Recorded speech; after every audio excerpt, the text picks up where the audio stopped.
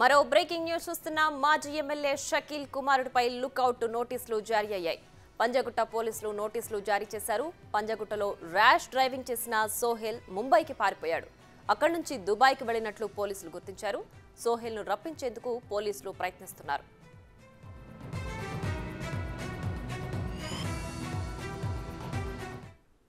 Right, ఇక ఇదే అంశానికి సంబంధించి మరింత సమాచారం మా ప్రతినిధి సుజాత లైవ్ లో అందించడానికి సిద్ధంగా ఉన్నారు. రైట్ సుజాత, ప్రస్తుతం మాజీ ఎమ్మెల్యే షకీల్ కుమారుడు ఎక్కడున్నారు? సో ఆయనకు సంబంధించి డీటెయిల్స్ ఏంటి, పూర్తి డీటెయిల్స్ ఏంటి?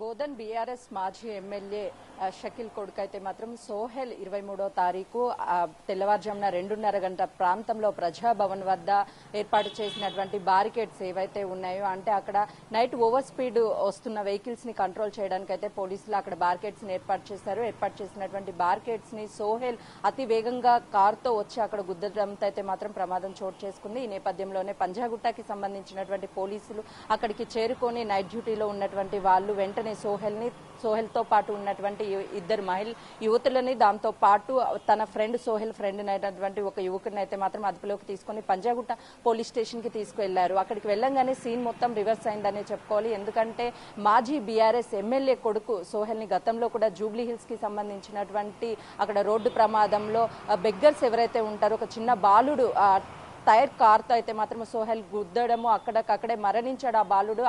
ఆ కేసుకి సంబంధించి కూడా వేరే వాళ్ళని కేసులో చూయిస్తూ ఆ కేసుని తప్పుదారి పట్టించి పూర్తిగా క్లోజ్ చేసినటువంటి నేపథ్యం చూశారు. ఈ విధంగా ఇదే కేసుకి సంబంధించి పక్కదారి పట్టించేందుకు అర్ధరాత్రి పూట షకీల్ కి సంబంధించినటువంటి కొంతమంది పంజాగుట్ట పోలీస్ స్టేషన్ కి వచ్చి అక్కడ నుంచి సోహెల్ ని తీసుకువెళ్లి ఆ ప్లేస్ లో కార్ డ్రైవింగ్ చేస్తున్నది తన కార్ డ్రైవర్ అంటూ అక్కడ ఒక వ్యక్తిని కూడా ఉంచడం జరిగింది.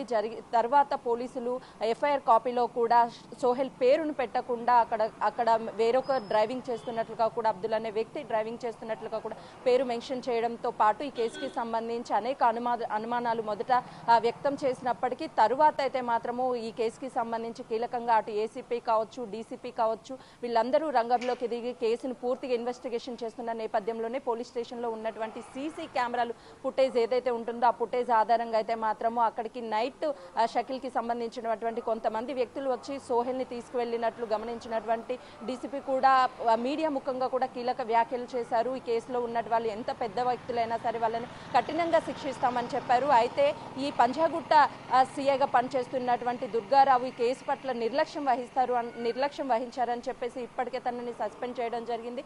దాంతో పాటు సోహెల్ అయితే మాత్రము ముంబై వెళ్లారు రోడ్డు మార్గాన, తర్వాత దుబాయ్ కూడా ఫ్లైట్ ద్వారా వెళ్ళినట్లు తెలుస్తుంది. ఇప్పటికే తనకైతే లుకౌట్ నోటీసులు జారీ చేశారు. తనకు ఉన్నటువంటి పాస్పోర్ట్స్ కావచ్చు అవన్నిటిని కూడా పూర్తిగా అయితే మాత్రం ఇన్వెస్టిగేషన్ చేస్తున్నారు. అతను ఎక్కడ ఉన్నారు అని చెప్పేసి ఇప్పటికే అలర్ట్ ని జారీ చేయడంతో పాటు ఒకవేళ ఇండియా కానీ తిరిగి వస్తే మాత్రము తిరిగి వస్తే ఇక్కడ ఉన్నటువంటి ఎయిర్పోర్ట్స్ కావచ్చు అన్నిట్లో ప్రత్యేక నిఘా ఉంచి తనని అయితే మాత్రం అదుపులోకి తీసుకునే విధంగా చర్యలు ముమ్మరం చేశారనే చెప్పుకోవచ్చు. ఈ కేసుకి సంబంధించి అసలు ఎవరెవరు సపోర్ట్ చేశారు సోహెల్ పారిపోవడానికి అని చెప్పేసి పూర్తి స్థాయిలో అయితే మాత్రము పోలీసులు ఇన్వెస్టిగేషన్ ముమ్మరం చేయడంతో పాటు అటు షకీల్ కి సంబంధించి కూడా పూర్తిగా తనకి సంబంధించిన ఇన్ఫర్మేషన్ తీసుకునే ప్రయత్నాలు కూడా పోలీసులు అయితే మాత్రం చేస్తున్నటువంటి పరిస్థితి ఉందని చెప్పుకోవచ్చు. మొత్తానికైతే మాత్రం లుకౌట్ నోటీసులతో పోలీసులు ఒక హెచ్చరిక కూడా జారీ చేస్తున్నటువంటి పరిస్థితి. వెంటనే లొంగిపోవాలి అని ఇప్పటికైతే మాత్రం తెలిపినటువంటి సిచ్యువేషన్ ఉందనే చెప్పుకోవచ్చు. మొత్తానికైతే ఈ కేసుకి సంబంధించి కేసులో ఉన్న వాళ్ళు ఎంత పెద్దటి వాళ్ళైనా సరే